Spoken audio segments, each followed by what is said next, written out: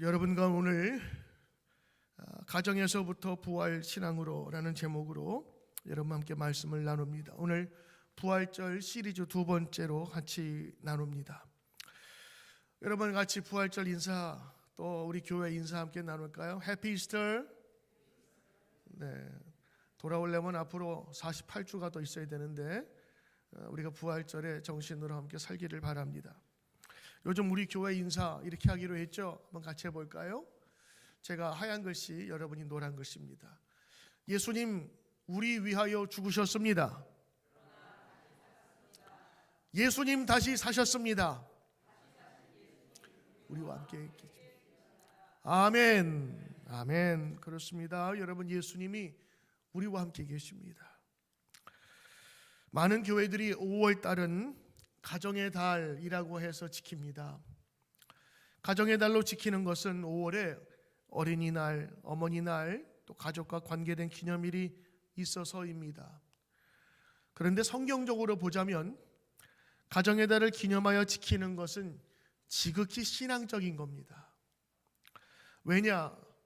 가정이야말로 하나님께서 인간에 주신 가장 축복의 베이스입니다. 그리고 처음으로 만드신 유기체입니다. 부부의 관계에서 자식까지 이어지는 그 하나의 구성원은 대를 이어 믿음을 지키며 나가도록 하나님께서 축복을 해 주셨습니다.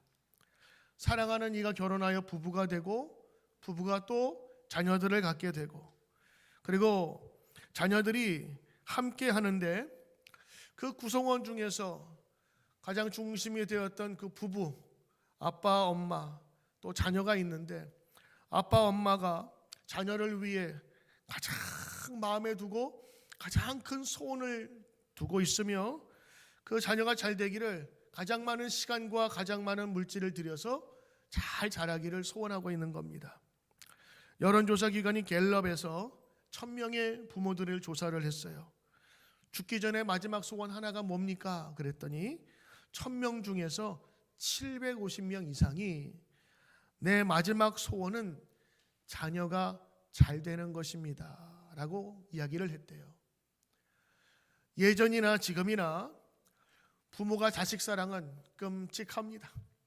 특별히 한국 사람의 자식 사랑은 교육으로 이어지고 또 다른 어떤 민족들보다 가지고 있는 재산 물려주기를 좋아하는 그런 자식 사랑에 대해서는 남들 비교할 수 없을 만큼 한국 사람들은 대단합니다. 그 모든 거 다 포기하고서라도 자식 교육을 위해서라면 자기의 모든 관계들 다 청산하고 이민 오는 것이 바로 대한민국의 부모들입니다. 그렇습니다. 자녀들이 잘 되는 것 바로 부모들의 공통적인 소원일 겁니다. 자, 그렇다면 여러분, 일반 가정 그렇다 치고 우리 믿음의 가정에서 자식들이 잘 된다는 것은 세상과 뭐가 다를까요? 세상에 많은 부모들이 잘 되길 바라는 것이 있습니다. 물론 첫째는 건강해야 되겠죠. 건강한 자식을 낳는 것이 부모의 소원이기 때문에 임신하고 나서는 태교를 참 잘합니다. 두 번째는 공부 열심히 해서 좋은 대학에 가고 좋은 일터를 찾는 것, 부모들의 소원이지요. 세 번째는 좋은 배우자를 만나서 좋은 가정을 꾸미는 것, 이게 부모의 바람이기도 합니다. 자, 그렇다면 세상 부모들 외에 우리 믿음의 성도들, 믿음의 부모들은 어떠해야 할까요? 하나 더 있습니다. 바로 그것은 하나님 잘 믿고 섬기는 교회에서 봉사 잘하며 많은 사람에게 덕을 주고 사랑을 나누는 것. 할렐루야. 여러분, 믿음의 부모라면 자식의 이런 미래를 꿈꾸어 보아야 합니다. 아니, 네 번째가 아니라 이게 첫 번째가 돼야 되겠죠. 오늘 많은 성도들이 사람 되기를, 그리고 자기의 몫을 잘 유지하고 찾기를 바라는데, 우리 믿음의 성도의 가정에서 가장 먼저 바라고 기도해야 될 것은 바로 하나님을 경외하며 하나님 잘 믿는 것이 돼야 될 것입니다. 세상의 모든 기술과 방법을 가르쳤다 할지라도 그 자녀가 하나님을 믿지 않는다면, 하나님을 떠나 산다면 결코 그것은 잘 산다고 보지 못할 겁니다. 자녀들이 하나님 잘 믿고 섬기면서 하나님이 주시는, 위로부터 주시는, 하늘부터 내려오시는 그 축복을 받는 것, 그게 우리 성도들이 가장 큰 기쁨이 되고 기도 제목이 되어야 될 거예요. 예수님 부활하셨는데 제가 지금 계속 부활 신앙으로 여러분과 살자고 말씀을 준비하며 시리즈로 하지 않습니까? 부활 신앙이 뭐냐면 예수님 죽으셨다가 다시 사신 거 아니에요.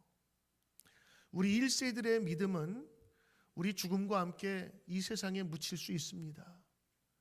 그런데 부활 신앙으로 우리의 믿음이 다시 살아날 수가 있어요. 그거는 대를 이어서 신앙생활을 하도록 전수해 주는 겁니다.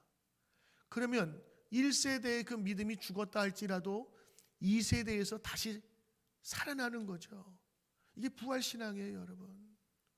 그래서 부활신앙은 부활절 때만 한번 그냥 인사하고 끝내는 것이 아니라 부활의 믿음으로 살겠습니다 하는 거는 내 어려운 형편 속에서 낙심되고 위로받아야 될 때 주님께서 부활하신 그 능력으로 내가 살기를 바랍니다 하는 개인적인 신앙의 고백뿐만 아니라 여러분의 1세대 믿음이 다음 세대, 1세대의 믿음, 그 생애는 다 소멸할지 몰라도 그 다음 세대에 다시 씨가 꽃이 되어서 피는 다음 세대로 이어지는 것이 여러분 부활 신앙인 겁니다. 그래서 여러분 부활의 신앙을 이렇게 해석할 수 있어야 되는 거예요.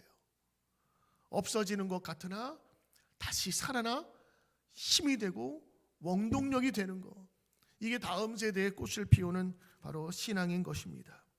오늘 여러분 여호수아의 말씀을 통해서 과연 이 가정의 달에 대를 잇는 믿음, 믿음이 전승되는, 믿음이 전이되고 다음 세대로 이어지는 이 귀한 믿음을 오늘 살펴보기를 원합니다. 오늘 여러분이 읽으신 여호수아 24장, 우리 교회에서는 성경 통독을 하니까 그 내용이 아마 어렴풋하게 기억나실 겁니다. 오늘 본문은 여호수아의 마지막 장이기도 한데 거기에는 여호수아가 많은 백성들 앞에서 일종의 큰 선언을 합니다. 나와 내 집은 하나님만을 섬기겠노라. 멋있잖아요, 그렇죠? 대단하잖아요.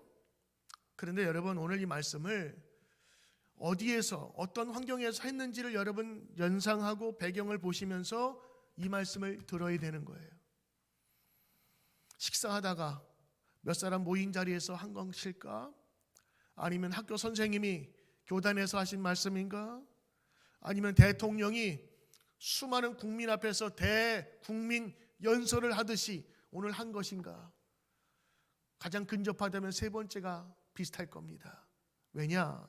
지금 이때는 어떤 상황이냐? 여호수아서가 마지막 거의 됐잖아요.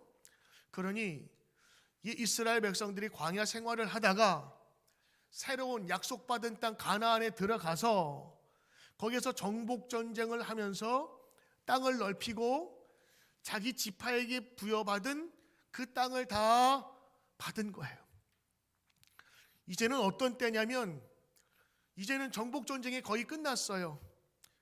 다 지파마다 그 수고한 대로 땅을 얻어서 자기의 땅, 자기 지파의 이름으로 된 그 공식화된 땅에서 새로운 비전을 갖고 출발하는, 나라가 새로 세워지는 바로 이러한 때에 여호수아가 온 국민 앞에서, 백성들 앞에서 오늘 자신의 심정을 고백하고 선언하는 것입니다.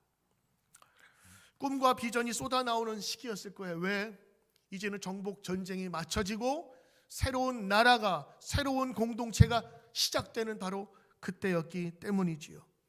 이제 행복의 길이냐, 성공의 길이냐, 아니면 저주의 길이냐, 멸망의 길이냐를 선택하라고 하는 분명한 메시지였던 겁니다. 그래서 오늘 14절에 오늘 여호수아가 이렇게 고백을 합니다. 그러므로 이제는 여호와를 경외하며 온전함과 진실함으로 하나님을 섬기라. 너희 조상들이 강 저쪽과 애굽에서 섬기던 신들을 다 치워버리고 하나님만 섬겨라. 바로 여기서 이것은 가나안 땅에서 펼쳐질 이스라엘 백성의 그 새로운 나라, 새로운 공동체에서 가장 중요한 게 무엇인가를 알려주고 있는 겁니다. 여러분, 새로운 곳에 이사 가시는 권사님, 준비할 게 많을 거예요.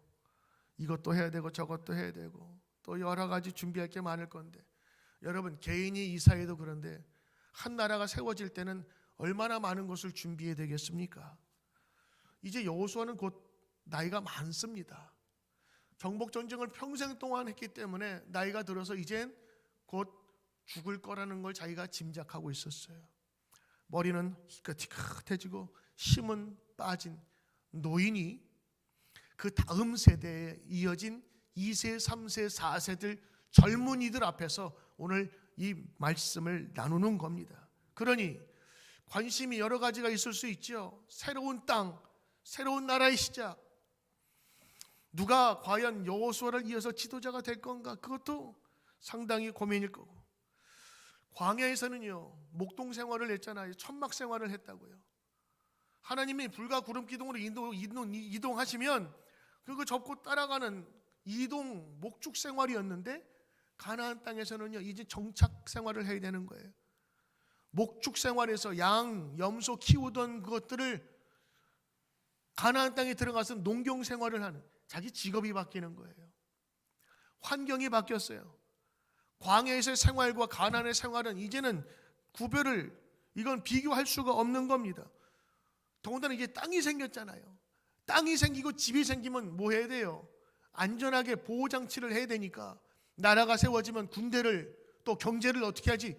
이것이 옛날에 그냥 하늘에서 주시는 만나 먹을 때하고는 완전 차원이 다른 새로운 공동체, 새로운 곳을 시작하는 아주 중요한 기로에서 여호수아가 오늘 담대하게 얘기를 합니다. 나와 내 집은 하나님만을 섬기겠노라. 이제 너희들도 선택해라. 애굽에서 있었던 그 신들을 섬기든 아모리 족속의 그 우상을 섬기든 하나만 선택해라. 여러분, 오늘 이 여러 가지 결정하고 준비해야 될 것이 많지만, 오늘 여호수아가 그의 자녀들과 같은, 자기 손주와 같은 그 이스라엘 백성들에게 오늘 요구합니다.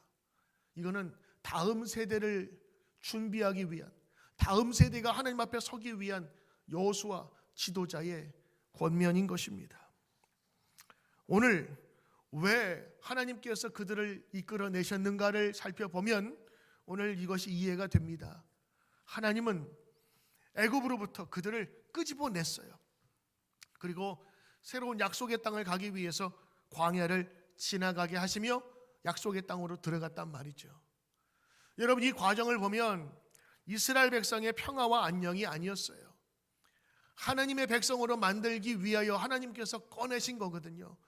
그래서 하나님께서 그들을 보호하시고 광야에서도 인도하셨단 말이죠. 그래서 오늘 말씀 보면서, 자, 내가 너희들에게 이야기하는데 이제 우리가 믿음으로 살아야 될 것은 하나님이 우리를 지키시고 보호하셨기 때문이다 라고 말씀해 주시는 것입니다. 이제 한 나라가 시작되는 그 처음에 있어서 가장 중요한 첫 발자국은 하나님을 온전히 섬기는 것이다 라고 이야기를 하고 있었습니다. 여러분, 지금 여호수아는 그 인생에 있어서 참 피곤하고 힘든 일을 살았지만 대단한 일을 한 겁니다.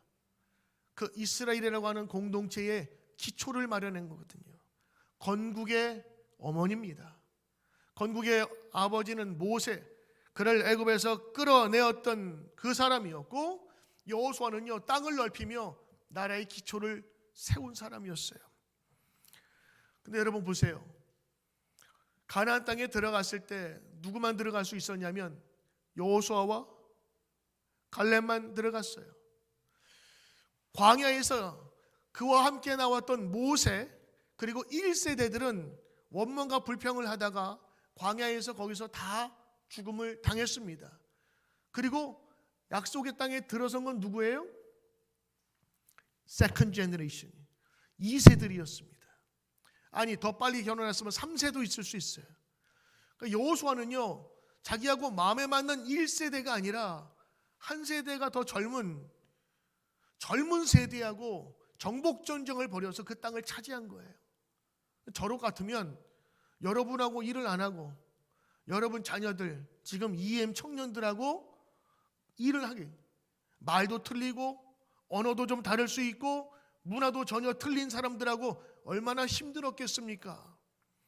사실 가나안 땅에서 정복전쟁을 하고 다 끝냈습니다. 성공입니다. 그리고 대단한 축복이었습니다. 왜냐하면 약속의 땅에 들어갔을 뿐만 아니라 그 땅을 받았거든요. 이제는 피지배자, 노예가 아닌 주인으로 당당하게 설 수 있는 바로 그런 때였습니다. 얼마나 경사합니까? 그런데 말입니다, 여호수아가 다시 한번 살펴보니 심각한 문제가 발생했습니다.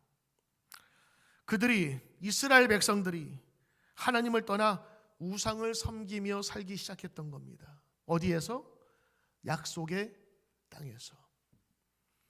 약속의 땅, 축복의 땅에 들어가면 다 잘 될 줄 알았는데 하나 생각하지 못한, 미처 보지 못했던 그 땅의 우상 숭배와 죄악들을 깊게 생각하지 못했어요.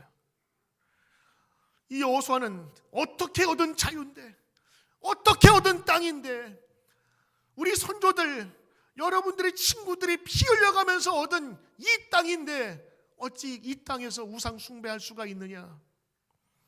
그래서 오늘 여호수아는 나와 내 집은 하나님만을 섬길 것이다. 이제 선택하라. 우상을 섬기든 하나님이든 결정하라. 여러분, 이제까지 이렇게까지 나오면 갈 때까지 다 갔다는 거예요.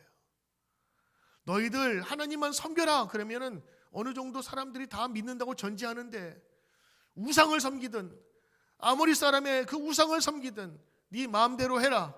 그러나 나는 하나님 섬길 거다. 이거는 여러분 지금 얼마나 심각한 상태인지를 보여주고 있는 겁니다. 사실 여러분, 여호수아가 그 땅을 차지하게 될 때에, 정복전쟁을 할 때에 하나님께서 부탁한 게 있어요. 그게 뭐냐? 그 땅에 있는 모든 것들을 진멸하라라고 한 거예요. 소나 심지어는 염소까지 다 죽이라 하셨어요. 그 명령을 사울이 안 죽이고 나중에 쓸만해서 데려왔더니 하는 얘기가, 이게 하나님께 드리면 좋을 것 같아서. 그때 하는 얘기 있죠. 순종이 제사보다 나으니라. 거기서 나온 얘기예요. 왜? 쓸만했거든요. 사람 죽이기 아까웠거든요. 데려오면 노예인데, 다 노동력인데. 근데 하나님께서 진멸하라고 그래요. 나 처음에 이해가 안 됐어요. 왜 사람을 이렇게 다 죽이라고 그랬었을까? 그래서 하나님은 정말 피도 눈물도 없는 그런 신이신가? 이런 생각을 하시는 분들도 계실 거예요. 그러나 여러분 보세요. 새로운 땅에 들어갔어요.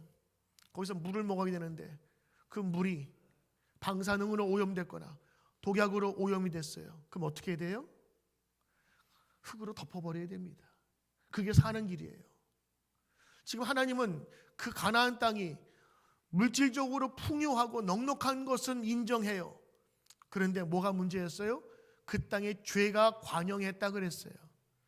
얼마나 심각했었던지 그 땅에 있었던 그 죄악들을 이야기를 하는데, 근친상간, 부모와 자식 간에 혹은 이모와 조카 간에 이게 너무 자연스러운 성관계가 이루어지고, 성중독에 부모와 자식, 그 다음에 가족 간의 성관계, 심지어는 동물과 성관계라는 수간까지 너무 자유로운 거예요. 혹시 여러분 아브라함과 롯의 이야기 여러분 기억나십니까? 소돔과 고모라와 같은 땅에 보기에는 좋았는데 죄가 관영해서 그냥 꺼리낌이 없어요. 동네에 남자가 찾아오면 그 남자 내놓으라고, 우리가 상관하겠다고, 상관이 서로 섹스하겠다는 거거든요. 누가? 남자들이 찾아와서. 그랬더니 그 집주인이 누굴 내줘요? 자기 딸을 내주는, 이게 너무 자연스러운 이상한 사회, 그 사회, 죄악이 넘쳐나는 사회가 바로 그 가나안 땅이었다고 하는 것이었습니다. 하나님의 백성이 살기에는 너무도 맞지 않는 죄가 넘쳐나는 곳이었죠. 더군다나 그들이 섬기는 우상이 있었는데 그들이 섬기는 신 이름이 바알이라고 하는, 그 다음에 아세라라고 하는 부부신입니다. 근데 그 부부신이 되게 음란해요. 그리고 탄생조차도 너무 난잡하게 만들어진 신이었어요. 그 신을 섬기는데 그 신이 농경의 신이고 풍요의 신이고, 그리고 하나님의 제사처럼 뭐 규정이라든가 뭐 끌고 가라 뭐 하라, 하나님 앞에서 성심성의껏 잘 이런 거 없어. 그냥 가가지고 좀 이렇게 제사 같은 거 좀 드려주고 거기에서 여제사장들과 성관계를 하면 그게 제사였어요. 그러니 얼마나 쉽고 얼마나 자기들 유익에 딱 맞는 그런 것이겠어요. 그래서 이스라엘 백성들 중에서 그 땅에 거하면서 하나님께서 진멸하라 하신 것을 어기고 그들과 함께 어울리면서 죄된 모습으로 살고 우상 숭배했다고 하는 거예요. 그거를 여호수아가 알게 되었어요. 아니, 그들이 하나님의 명령을 어길 때부터 그렇게 될 줄 알았을지도 모릅니다.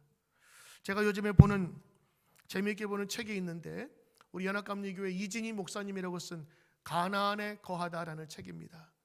여러분 한번 꼭 읽어봤으면 좋겠고 추천하고 싶은 그런 책입니다. 가나안에 거하다. 여러분 가나안이 뭡니까?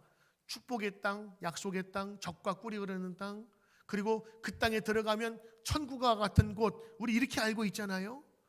가나안에 대한 이야기를 그 성경에 대한 이야기를 통해서 그 다음에 성서 지리적으로 설명을 하는데, 가나안은 축복의 땅이고 약속의 땅이고 비가 풍족히 오는 곳인데 그곳에 가면 매일매일 축제만 있을 줄 알았는데 가보니까 세상에 다른 것들이 발견된 거예요. 거기에 죄가 오염돼 있고 죄로 물들어 있었던 겁니다. 들어가 보니 그 땅은 위험한 곳이었어요. 풍요는 한데 위험한 곳이었어요. 그래서 오늘 그 책의 저자 이진희 목사님은 뭐라고 얘기를 했냐면, 가나안은 축복이 아닐 수도 있다, 이렇게 얘기합니다. 좀 깜짝 놀랐어요. 그런 설교 처음 들어봤거든요. 무조건 우리는 가나안만 들어가면 된다고, 가나안이 축복이라고 여겼는데 가나안이 축복이 아닐 수도 있다라고 하는 겁니다. 하나님이 그들을 축복한 거는 그 민족을 축복한 거예요. 그 땅을 축복한 게 아니라고. 이 백성이 하나님의 축복을 받아 거하는 곳이 축복의 땅이 되는 거예요. 할렐루야. 그 백성이 빠지면 거기는 축복의 땅이 아닌 거예요. 그래서 이 전체적인 내용이 축복받은 백성이 들어가서 사는 것이 축복이지 그 땅 자체가 축복이 아니라고 하는 것입니다. 여호수아가 뭘 봤을까요? 타락해가는 이스라엘의 2세대, 3세대, 4세대를 본 거예요. 신앙으로 서지 못하는 그 자손들을 보게 된 것이란 말이죠. 그때에 하는 말씀, 나와 내 집은 여호와를 섬기겠노라. 뭔지 아세요? 나 그리고 내 집은 내 자손까지 이어지는 다음 세대를 얘기하는 겁니다. 나와 내 집은, 내 자손들은 하나님만 섬기겠습니다. 이 고백은 내 자식들은, 내 자녀들은 하나님 믿도록 내가 훈련시키고 내가 가르치겠습니다 라고 사람들 앞에서 공포하는 겁니다. 여러분, 가나안이 다 축복이 아닙니다. 바꿔 쉽게 얘기하면 우리가 생각하는 축복이 아니에요. 오히려 축복이 죄악의 불쏘시개가 될 수 있는 거예요. 차라리 돈이 없었으면 죄라도 안 지을 텐데 그 돈 때문에 죄를 짓고, 우리가 그토록 기도하는 건강 때문에 하나님 멀리 떠나고 죄 짓는 경우가 얼마나 많아요. 오늘 여기서 잘 보아야 합니다. 가나안 땅에 들어갔어요. 땅을 차지했습니다. 지금 말하면 아파트를 여러 번이 얻었고 집을 샀고 땅을 넓히고 차가 좋아지고 자녀들이 고관대작이 되어서 좋은 직장을 갖고 자기의 포지션과 위치를 갖는, 정말 누가 봐도 좋은 물질적인 풍요와 넉넉함이 우리 2세와 3세들에게 있단 말이죠. 그러나 여러분, 하나님이 없다면, 하나님의 말씀에 거하지 않는다면 그거는 때로는 축복이 아니라 저주가 될 수 있다고 하는 겁니다. 우리 믿음의 부모들은 제일 물려줘야 될 게 제일 좋은 믿음을 물려줘야 될 것입니다. 아멘. 세상에 어떤 것이 있을 수 있어도 재산도 물려줄 수 있지요. 그러나 우리 영적인 부모로서 해야 될 가장 큰 책임과 의무가 있다면 믿음을 전수해 주는 것입니다. 종교개혁자들의 거룩한 유전자가 축복받은 유럽을 만들었어요.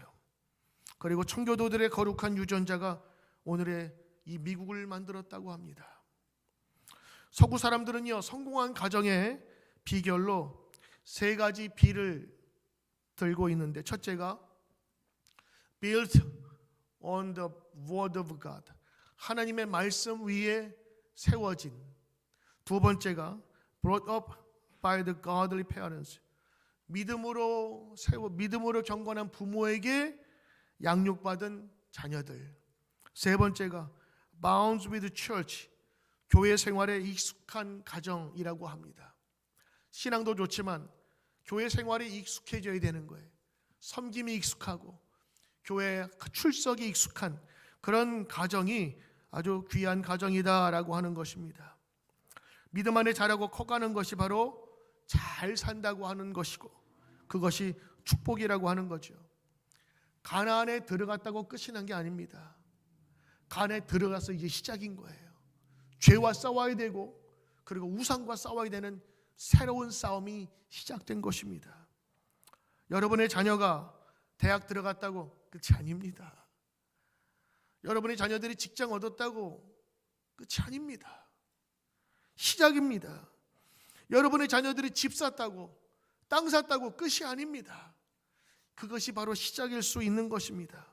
하나님은 약속의 땅, 축복의 땅만을 주신 것이 아니라 하나님을 잘 믿는 백성들이 하늘로부터 주시는 축복 가운데 살기를 원했던 겁니다. 여러분, 자녀들의 육적인 평안만이 아니라 영적인 평안을 위해서 여러분 기도하시는 부모님 되기를 축복합니다.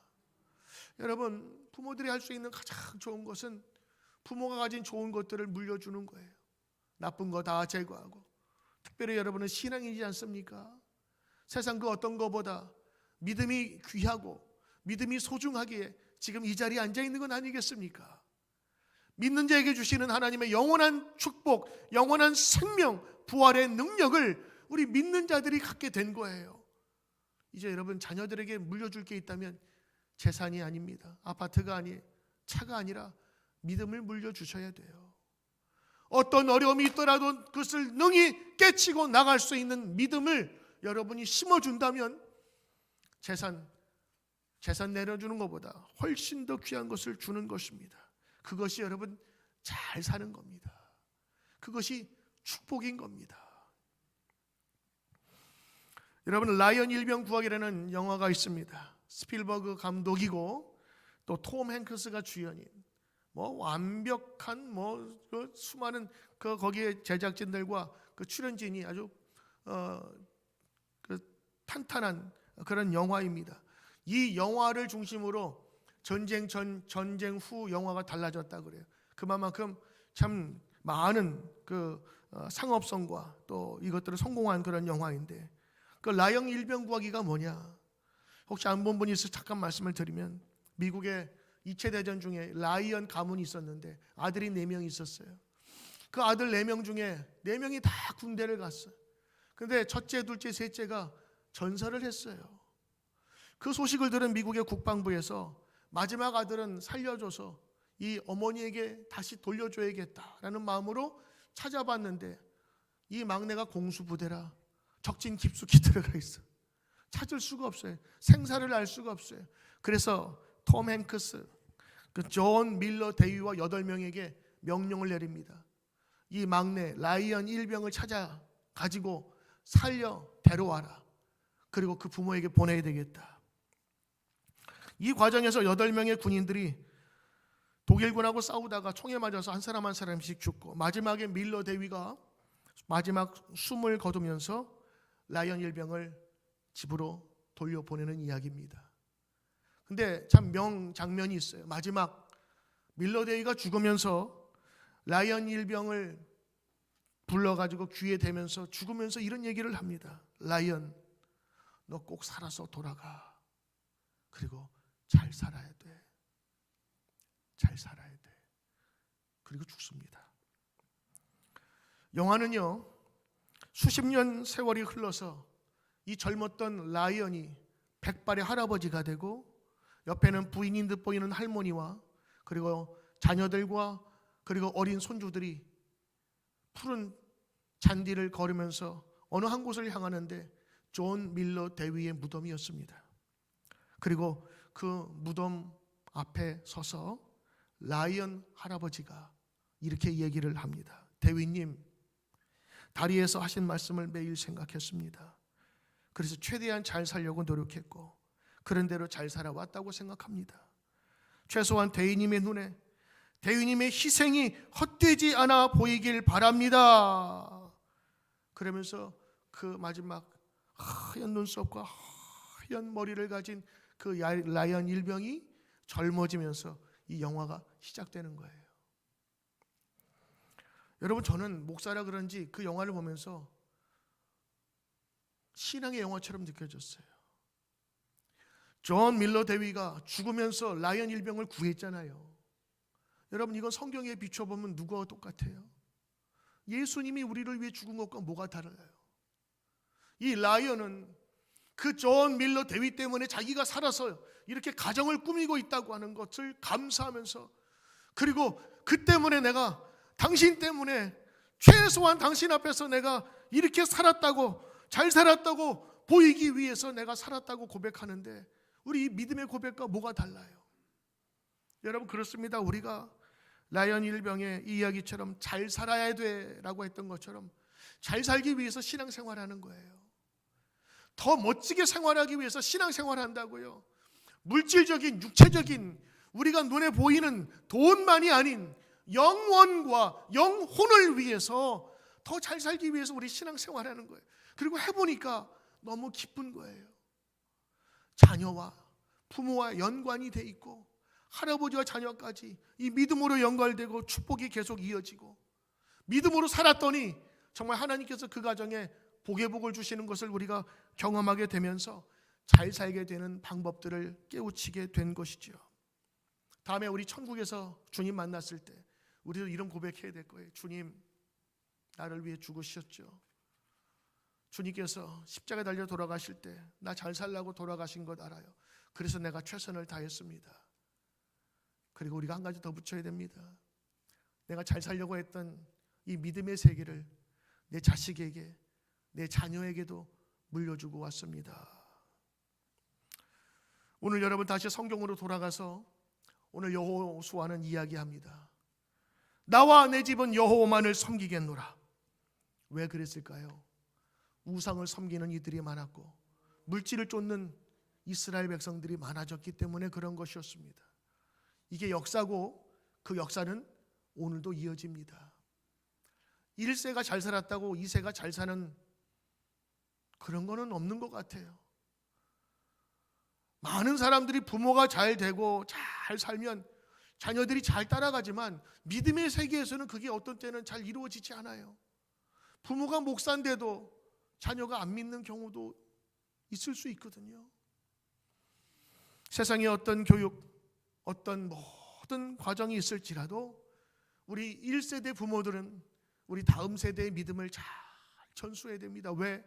그것이 가장 잘 사는 방법이기 때문에 그런 거예요. 여러분, 물질적으로 풍요하고 아파트 평수와 집에 방수는 늘고 배들은 점점 많을지라도 그 속에 사는 사람들이 죄악에 물들고 잘못된다면 그는 올바른 삶이 될 수 있는 것이 아니었거든요. 안타까운 것은 성경엔 이렇게 기록되어 있습니다. 여호수아, 창세기, 출애굽기, 레위기, 신명기, 여호수아, 그 다음에 뭐죠? 여호수아, 사사기, 룻기, 사무엘, 상하, 역사가 이어지지 않습니까? 이 다윗의 역사가 사무엘, 상하면 그 전에 있었던 사사기, 그들이 그 땅에 들어가서 어떻게 살았는가를 보여주는 증명이 나오는데 그 사사기에 뭐라고 나오냐면 다음 세대들은 하나님을 알지 못하더라, 그런 얘기 나와요. 여호수아가 그렇게 부탁했건만 그 다음 세대는 하나님을 알지 못해. 그들이 그 이후에 겪은 역사가 뭐죠? 이웃 주민들과 이웃 민족들이 쳐들어와서 정말 처절하게 살았어요. 그들이 기도했더니 사사를 보내셔서 조금 나았다가 또 죄짓고 또 죄짓고 또 구원하시고, 이게 사사기의 역사였어요. 그 사사기의 땅이 어떤 땅이에요? 가나안 땅, 약속의 땅이었단 말이죠. 결국엔 어떻게 돼요?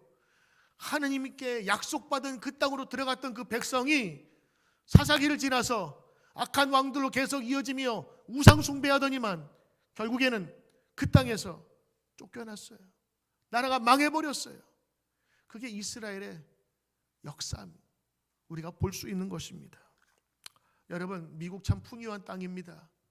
미국 참 보기에 약속의 땅 같고 두림이 넘치는 곳입니다. 그러나 풍요하다고 해서 그 땅이 좋은 건 아닙니다. 오히려 풍요할수록 썩는 시체 냄새와 그리고 가려진 죄악이 더 많을 수 있다는 것을 여러분 기억하셔야 돼요. 우리 자녀들이 겪고 있는 현실은 여러분이 생각하는 것과는 너무 다릅니다. 학교, 우리의 생각, 우리의 판단, 그 모든 것들이 상상 이상입니다. 이제 마약, 총기, 우리가 한 번도 보지 못하고 경험하지 못한 것들을 여러분 자녀들은 직접 감내하면서 살아야 되는 시대. 그 시대 여러분 무엇으로 그들을 지키겠습니까? 총이요? 아니요. 믿음으로 지키게 해야 합니다. 여러분 자녀가 멀리 떨어져 계신다면 자녀를 위해서 늘 축복하면서 기도하십시오. 교회 다니지 않는다면 교회 나가도록 우리 먼저 기도합시다. 그리고 만날 때마다 신앙에 대해서 조언하고 좋은 목사님, 좋은 신앙의 친구를 만날 수 있도록 여러분 기도하셔야 되는 겁니다. 우리 교회에 오신 성도님 중에서 정말 초신자가 등록을 하려고 막 준비하려고 그래요. 근데 알고 보니까 그 언니가 저 외국에 사는데 그 동생을 위해서 오랫동안 기도했던 거예요. 근데 그 기도가 정말로 이루어져서 생각지도 않은 때에 교회를 나가고 싶도록 그 마음을 바꾸어 주신 거예요. 여러분 지금 자녀가 교회 나가지 않는다도 괜찮아요. 여러분 자녀를 위해서 기도하시길 바라고. 우리 조슈아도 멀리 있잖아요, 그렇죠? 엄마가 맨날 아빠가 볼 수 없어요. 그러나 가끔 전화하면서 주일은 나갔어? 교회 꼭 갔지? 저도 자식이 둘이 있습니다. 목사 자식이라고 항상 교회 잘 나가는 거 아니에요. 그러나 꼭 묻습니다. 이번 주일날, 지난 주일날 교회 갔다 왔니? 네. 꼭 다른 일이 무슨 일이 있을지라도 주일은 생명처럼 지켜라. 그리고 다른 거는 잔소리 잘 안 해요. 그것만 묻습니다. 왜? 그것만 되면 나머지는 저절로 다 이루어지기 때문입니다. 사랑하는 성도 여러분, 우리 이 가정의 달 5월달 맞이하여 믿음의 부모들 되시고 여러분이 갖고 있는 그 소중한 믿음을 우리 자녀들에게 더 복된 삶, 잘 되는 삶을 위해서 믿음을 잘 전수하여 주시기를 주의 이름으로 축복합니다. 기도하겠습니다. 하나님 고맙습니다. 감사합니다. 오늘도 부르신 주님의 음성 감사하며 따르며 특별히 가정의 달에 우리 자녀들을 위해서 축복하며 기도하오니 성령님 우리의 1세의 믿음이 우리 2세의 믿음으로 이어지도록 축복하여 주시옵소서. 감사하며 예수 그리스도의 이름으로 기도드리옵나이다. 아멘.